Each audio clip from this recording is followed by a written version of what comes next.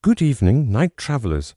Welcome to the Quiet Hour, where we learn hard truths in soft hours. If you're new, subscribe and join us.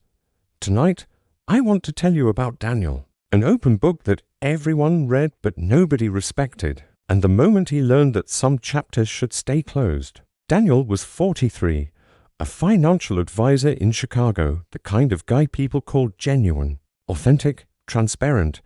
He prided himself on having no secrets. When colleagues asked how much he made, he told them. When friends needed to vent, he shared his own struggles to make them feel less alone. When his marriage hit rocky patches, he sought advice from anyone who'd listen. He thought this made him relatable, trustworthy, real. Then, over the course of one devastating year, everything fell apart. It started when a junior colleague he dementored, someone Daniel had confided his financial struggles to, used that information to undermine him with their boss. Daniel's been saying he's having money troubles. Maybe he's not the right person for the Henderson account. Then his brother-in-law, who knew about Daniel's past bankruptcy, casually mentioned it at a family gathering. Daniel watched his wife's face change as relatives who'd respected him suddenly looked at him differently. His best friend Mark, who knew every vulnerable detail of Daniel's marriage problems, started using those details in arguments. Well, you said yourself that Jessica doesn't respect you. Maybe she's right. By the time Daniel's business partner withdrew from their venture, citing concerns about Daniel's judgment after Daniel had shared his anxiety about a past business failure, Daniel finally understood. His honesty hadn't made him trustworthy. It had made him a target. Sitting alone in his apartment after Jessica moved out, Daniel realized he'd weaponized himself against himself. Every vulnerability he'd shared had become ammunition for someone else to use. That's when his old therapist, Dr. Helen Park, reached out. She'd heard through mutual friends what happened.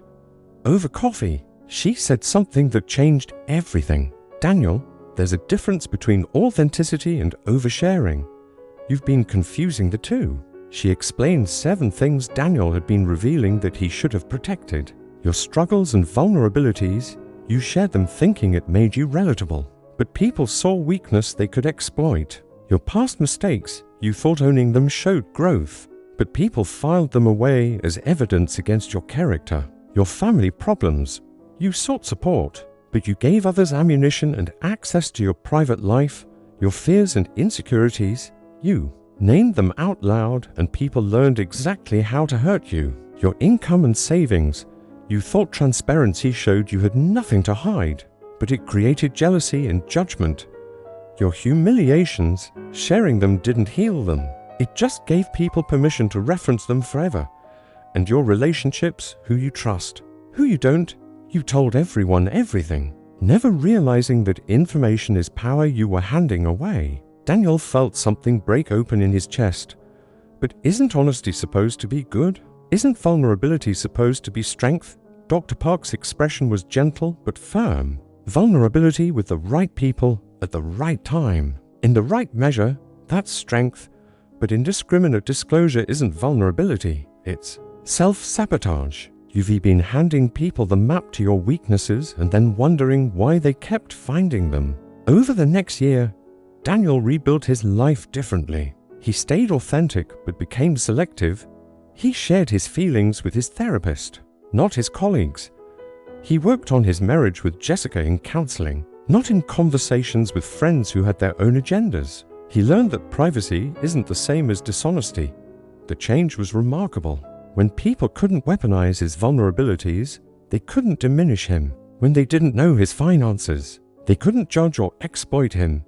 When his past stayed in therapy where it belonged, it stopped defining him in others' eyes. 2 years later, Daniel's business had recovered. His marriage, rebuilt on private foundations, was stronger.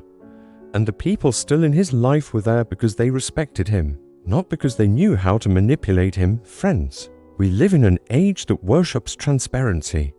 We're told to share everything, to be an open book, to let people see the real us. But here's what nobody tells you. Not everyone deserves access to your story. Not everyone has earned the right to your vulnerabilities. And some chapters are meant to be private, not because you're hiding, but because you're protecting what matters. Your struggles aren't entertainment for others. Your past isn't public property. Your fears aren't invitations for exploitation.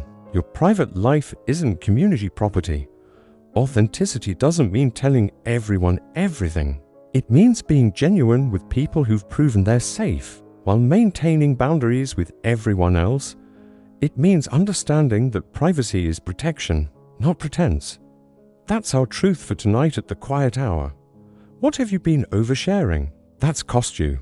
What needs to stay private? Comment below and subscribe as we keep learning what to hold close and what to release. Until tomorrow, remember, some stories are meant to be told, but most are meant to be lived privately, shared selectively and protected fiercely. Not everything needs to be known. Not everyone deserves access. Sleep well, drive safely, and keep some chapters closed. Good night, friends.